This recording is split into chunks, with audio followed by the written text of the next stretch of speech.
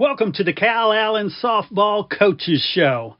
I'm your host, Chris Daly, and each week I will be talking with head coach Teresa Lentz from the Calallen Wildcats softball team.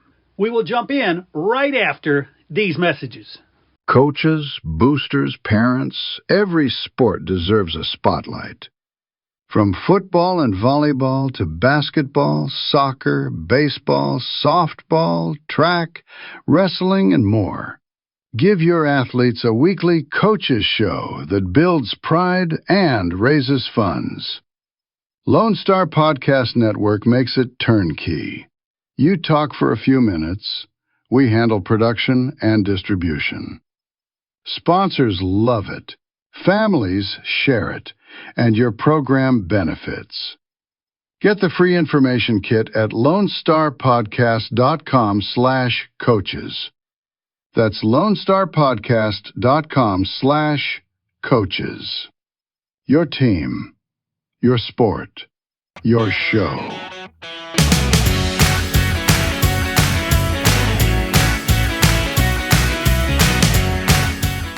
All right, everybody, welcome back to the Calallen Softball Coaches Show. I'm Chris Daly. I am joined always with Coach Teresa Lentz. How you doing, Coach?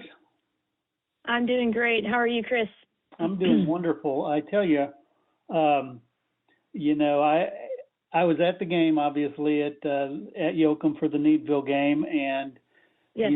sometimes you kind of you get what you ask for, but maybe it's not what you wanted. Needville wanted a one-game series, and turns out that wasn't really good for them.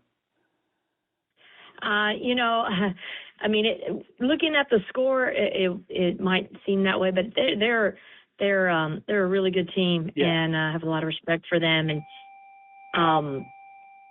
I thought our girls were very focused, and I love to see their focus and their just ready to go. I mean, they were ready as soon as we got on the bus, as soon as we got off the bus. Mm-hmm. They really set a tone and a level of intent in everything that they did to prepare themselves. And then once the game started, I thought we were, we weren't popping out and hitting the ball all over the place. But we were chipping away little by little, getting more comfortable at the plate and adjusting. And that was great. And they have a great pitcher too. And, momentum is killer for our girls. Once we get going, it's kind of it's contagious. Yeah. And our girls right now are so strong. It definitely you can feel it. Like, it's just not like a little base hit. Like, it's a hard hit. Right.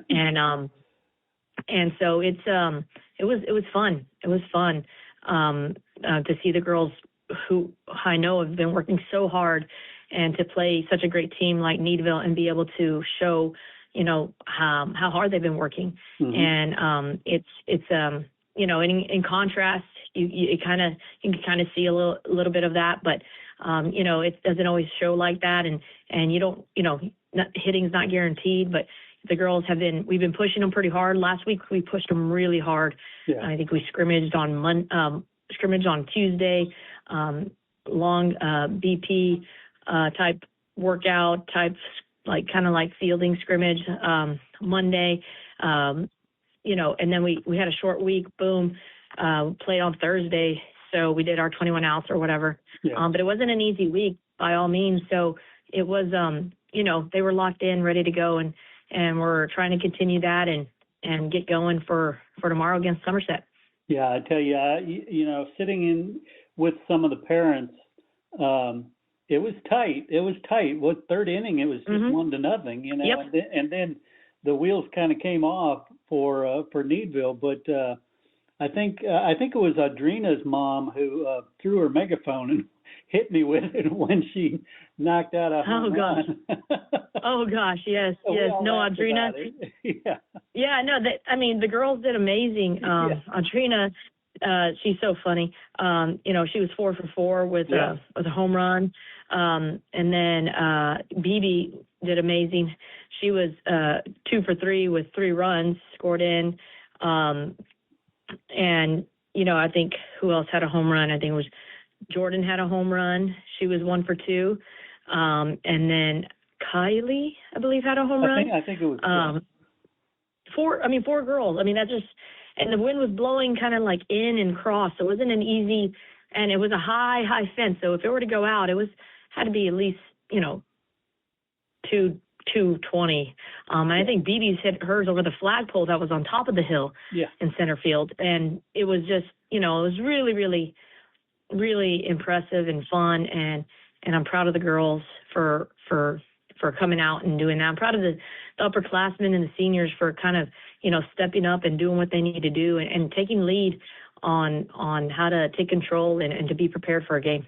Yeah, no doubt. And on top of that, Jordan pitched an amazing game. I'm not even talking about that. We're just talking about offense. She had 11 strikeouts. I mean, she was locked in. Yeah. And that's what we need from her. And so, it was only one game, but, it's, hopefully we can just continue to keep her healthy and keep it going. Right on. So let's talk about Somerset. When, where, how many games? What's the setup there? It's a one gamer. They wanted a one game and they won the flip. We're home. That's good. We're going to be playing in Carn City, and they have a nice facility there. It's covered seating, so that'll be good for our fans. And hopefully the rain stays away. Yeah. Long enough for us to be able to get a game in tomorrow night. And Somerset's a great team. They have a lot of good players, and they're gonna. You can tell when momentum gets on their side, they're going to take advantage, and they got a lot of speed, and they're always aggressive on the bases. So it's something for us to make sure we've got to be ready for, and I think that's good for us too, to be able to see that. So we're excited for the challenge, and we just got to show up and play our game and do what we do, and I think we're our own worst enemy. Yeah. Yeah, and what do you know about Somerset in terms of their pitching, their batting? What should we look for? They got speed at the top of the lineup. The middle of their lineup seems to be their best hitters, and their pitcher and catcher for the most part. And but they're contact hitters. They're always going to make contact. They're going to put the ball in play.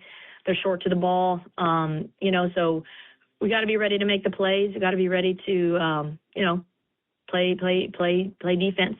And then, hopefully, pitching wise, their pitchers, she spins it really well, and she comes up, she has a little bit of a rise ball, and she's a competitor. So we're excited to get to see her and see what we can do. Nice. And now, normally we would do our downtime services spotlight athlete, but I want to spotlight you. So if you could tell me, let's start with the classic question. You're stranded on a desert island with any one of your coaches. Who would you want that to be?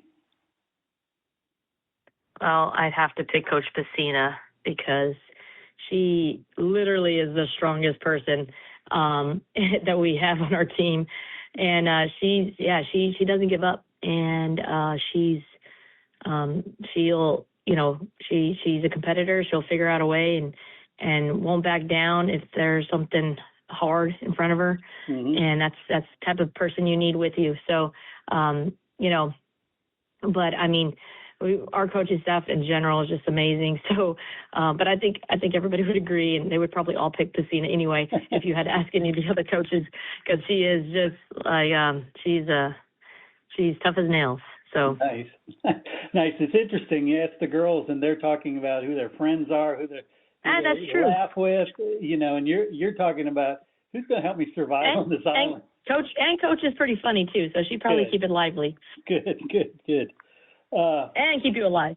Well, there you go. And then also one of the other questions I like to ask was, you can instead of play softball, if you could coach with any coach or person, living or dead, who would it be? Coach with any other person? Oh, man, that would be... Oh, man. There's so many people that I admire coaching-wise. And for different reasons. Yeah. but that's a tough one. I mean, I admire basketball coaches. I admire like Pat Summitt or John Wooden, but they're not coaching softball. But I mean, for right now, I guess it would be Patty Gasso for sure.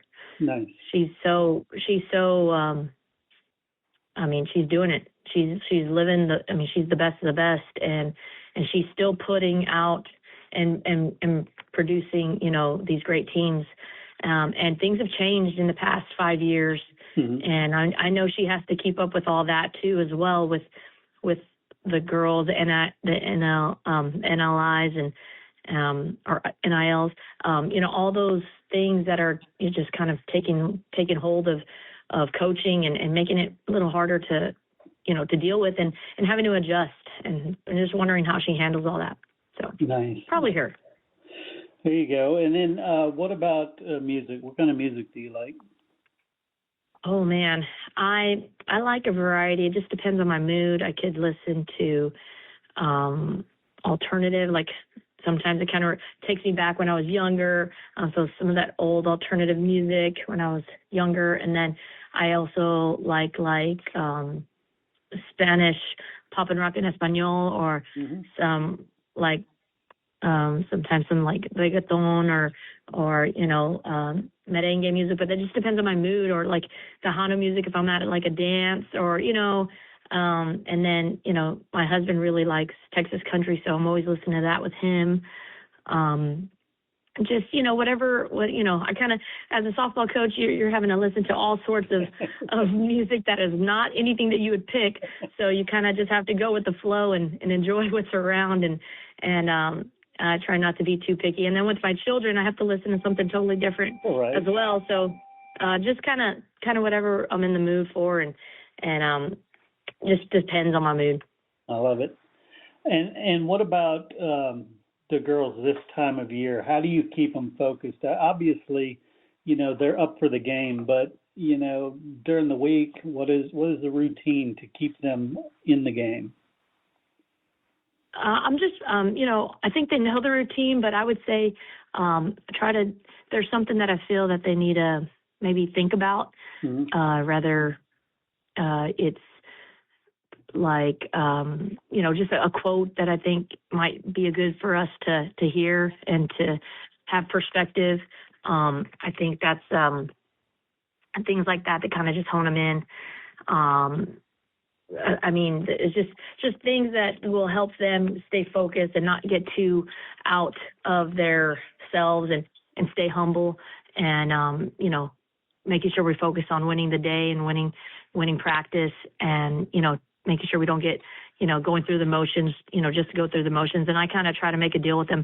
Hey, ladies, we got to just do X, Y, and Z, and we're out of here. We don't need to do, what's the saying? We don't need to do a lot of little, we just need to do a lot. So just kind of trying to keep them understanding, like, we don't have to, take a ton of reps. We want to take quality over quantity, right. And making sure we make the most of it.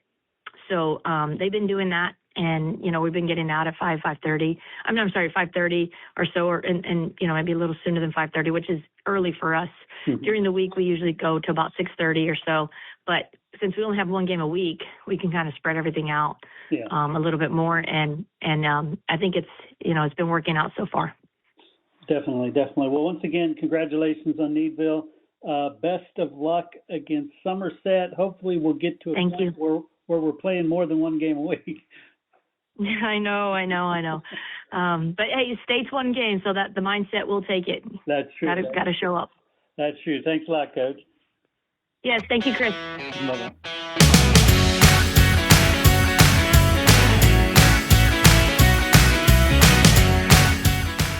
We also need to thank Downtime Services. Downtime Services offers specialized on-site field machining services that maximize your uptime without sacrificing quality. Their team of expert field machining services technicians will come to you and repair and modify your equipment on-site and on demand. Downtime Services, whatever you need, whenever you need.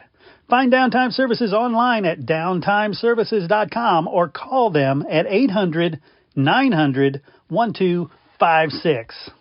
Hey, would you like to have your company associated with this historical Calallen softball team? Well, you can. It's very simple. Become a sponsor on the show, and each week, tens of thousands of Calallen softball listeners will hear about your company in every episode, all the way to what is hopefully a historic four-peat for state championships. Give a call to 713-269-4620, and we'll let you know how you can get your company associated with this amazing team. That's 713-269-4620. Hey, once again, I want to thank you for tuning in and listening to the Calallen Softball Coaches Show. Please share, subscribe, get the story out about this amazing program, these amazing girls, and don't forget to go out, fill the stands, and support your Calallen Wildcats.